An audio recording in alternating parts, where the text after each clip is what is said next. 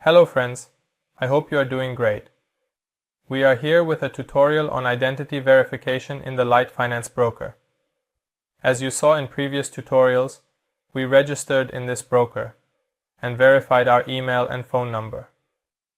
Now, at this stage, we are in our real account and we click on the profile. In the open page, we enter the verification section. As you can see, we have previously verified our email and phone number. And in the identity verification section, we can proceed with the verification.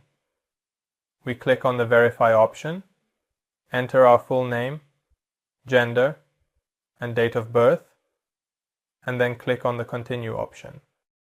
On the next page, we need to upload a photo of our documents.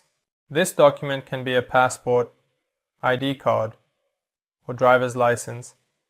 The maximum size for this document can be up to 15 megabytes. We click on the continue option. Now our identity documents are under review.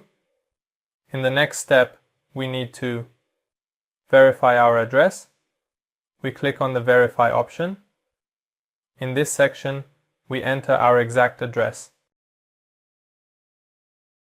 After entering this information, we click on the continue option.